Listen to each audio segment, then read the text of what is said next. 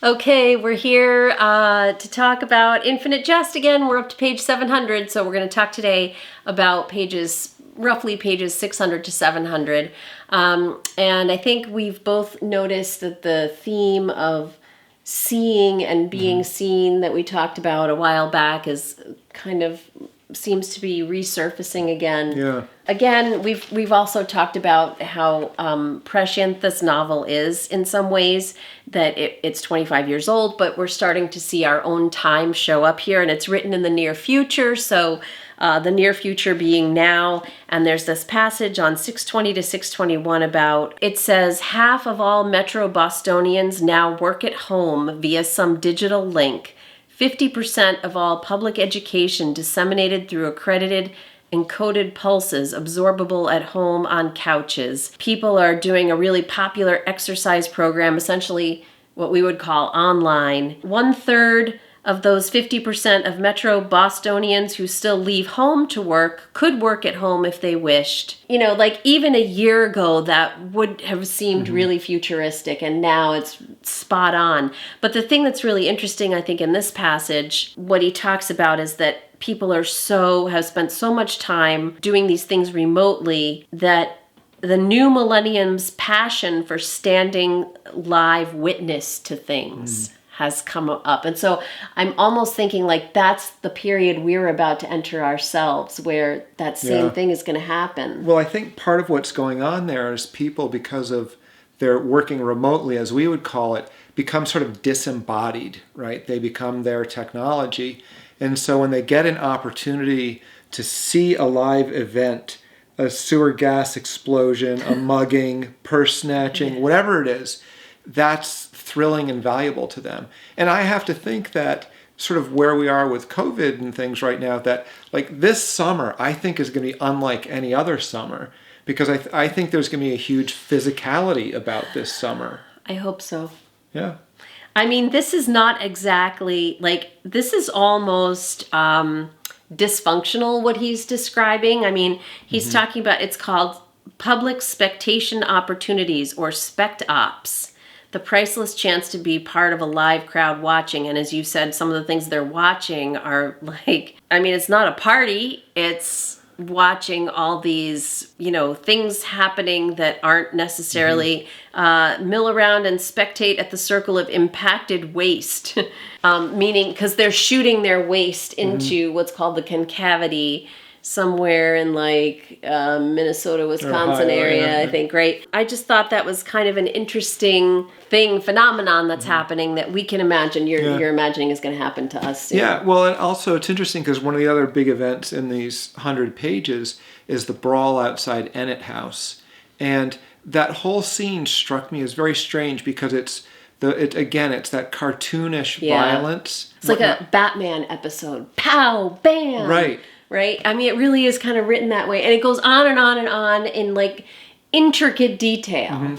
Right, and you have Lenz is hiding behind Gately at one point. It's almost like Scooby-Doo cartoon. Or very choreographed.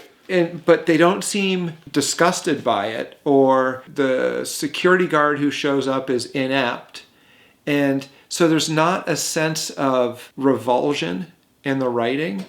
And I almost wonder if it's partly because of this, that there's a sense of it's a live event. So it becomes valuable as a live event, and the morality of it, or immorality, is way down the consideration chart.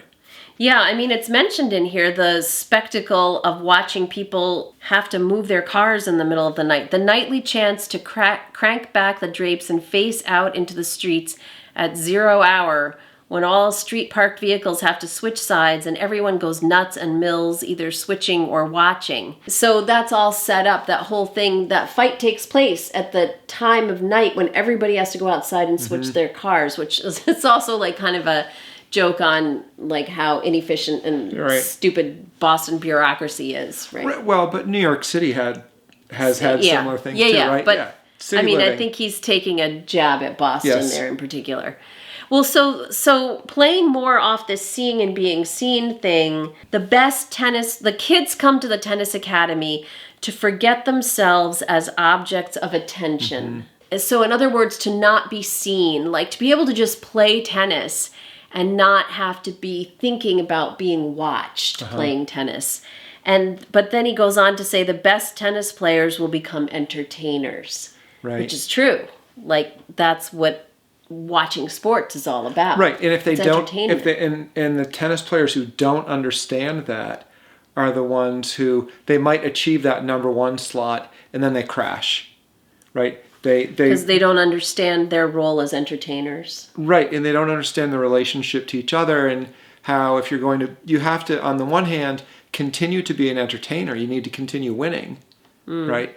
But you also have to understand that in a way it's not really you that's winning, right? And I think that's part of this sort of the psychological discussions that go on with a tennis coach. Yeah, so there's a whole psychological conversation about how, the psychology of tennis in here that's kind of interesting. I mean, you've been very interested in the tennis passages.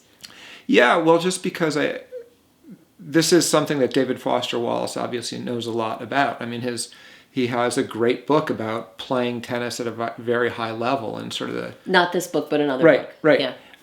And so this isn't just something that he's writing about casually or as an outsider. And there seems to be some connection with this entertaining, being absorbed in what you're doing, and the whole idea about the video cartridge and viewing and things like this. So it's interesting on its own, but it's also interesting how it's tying into these ideas of corruption and people being destroyed by entertainment. Yeah. Well, and you were also talking about the scene where Hal seems to be like losing his edge. Yeah, I mean, he plays this great match with Stice, and it's kind of this like cool moment where all the other matches are finishing up and all the other kids at the academy are coming to watch. And I've seen... So it's a spectacle, right? Yeah. Yeah. And I've seen this happen with challenge matches, and it's a really cool thing. And it is dramatic and intense. And then after the match, one of the really interesting things that happens is Stice just eats. Yeah. That's all he's concerned with. He's psychologically prepared to win. Right. And he almost does. He's the rising star in this situation. Yeah. And Hal is sitting back from it, and you just kind of see this moment where he like realizes he's hit his peak. What's so tragic about that is you know where this book starts with him and this college scholarship. Right. And so you realize that he's going into that conversation knowing that his best tennis is behind him. And it could even be at the point when he's in that interview that he doesn't really even care about tennis anymore. He has a breakdown at the end of that interview, right? Right. So almost like the whole book is leading us up to that point that we started with in the beginning, and showing us how he ends up there. Right. Maybe. Yeah. We're also supposed to be, I think, a little worried about him because he's been binge watching again, like our term, not David Foster Wallace's term, but he's been binge watching his father's old cartridges. Yeah. And we don't know whether he has a copy of the cartridge that's causing everybody to stultify. Whatever, yeah. But I think we're meant to be a little worried about that. And also, it appears that the Canadians are after Joelle because they've swooped in and kidnapped in another very like highly choreographed scene in the Boston, I think it's the Boston Public Garden. Right. Was it the Commons or the Public Garden? It's the Make Way for Ducklings place. And they've kind of swooped in this comedic, physical way, picked up the MIT radio engineer, and it seems like maybe they're holding him in order to get to Joelle, who nobody knows where she is. They just know she's not on the air anymore. Well, it's because she's at Ennett House in recovery. Right. So it seems like maybe they're trying to find her because they know she has something to do with the cartridge. So there's a weird thing about her. You were talking about before about her substitutes who've tried to pick up her radio show. So that's not a seeing thing. That's a hearing thing. But But there's an authenticity thing, right? They try to do something like what she does, but it just doesn't come together, right? Yeah. And I guess it's a little bit like, a tennis player can have all the strokes but still not be great, right? Because there's a level of artistry and a thing that the best players have. Yeah. And she, as a performer, has just got that pizzazz. Something special. And like, we know that Mario was really excited about, and somebody at Enid House too, Gately, was he listening to her on the radio? Gately was listening, right? And there's that moment when he's like, he recognizes her voice. He recognizes her voice, and he's like in this sort of like semi-conscious state, and he's like, that's who you are. Yeah. Right? And it's a super weird scene because he's deeply wounded, right? And she's leaning her whole body weight on him. She's the competent one who steps in that situation and takes over. And there's sort of a scary moment. I thought it was scary when he sees her calf, and he's sort of like, ooh. Like, and it's this moment where he almost sees her beauty. And so there's this moment where he could be sort of Medusa'd. Even though it's not on the cartridge, maybe she in person would have that same effect on people. Yeah. And then I wanted to also bring up the footnotes because we haven't really talked about the footnotes. Our friend Neil, who's reading with us, has been counting how many pages he has left based on the footnotes. How many pages are left in the footnotes? Because there were 100 pages of footnotes. And we're up to footnote, I don't know, my bookmark is in here around footnote 280. Well, there are a couple of theories. Like, what function do all these footnotes serve? Is it just like a gimmicky thing? Or, because they do different things, like some of them give us extra plot information. Some of them simply define terms. There's a lot of defining of drugs that are being used. Right, but there was also, early on, there were footnotes that had really important information about the videos. Right. And there, I think there was an Infinite Jest pun in one of the ones early on. Oh, it's not a pun. It's the title of the cartridge or a series of cartridges he made. And then we talked in an earlier video about footnote, I think it was 110, that goes on and on and on for 10 pages or more. And there was another one kind of like that in this section that was a Q&A where Steepley is posing as a reporter and interviewing Hal, no, not Hal, Orrin, his older brother, and we get his written responses to the questions that were being asked. So anyway, I'm just kind of like wondering what function the footnotes serve, because the form of the piece should follow the form should follow the content. And we know that David Foster Wallace, this is kind of his thing, the footnotes. Right. Well, but like in Consider the Lobster, sometimes the footnotes are sort of like interesting digressions, and then you come back to the main story, which is what footnotes are for, right? Right. But here, sometimes the footnotes continue the story, right, or have crucial information for the story. And then the other theory, which is Neil's, and I think is legit, is that some of the footnotes are just things that the editor said, you got to get it out of here. David Foster Wallace wouldn't, Susan so he said threw that. it into... She was saying that she's wondering if that was his way of circumventing the editor. I don't know, though, like, wasn't the editor editing the footnotes? Or maybe he just got tired of the footnotes. I don't know. Yeah, I don't know.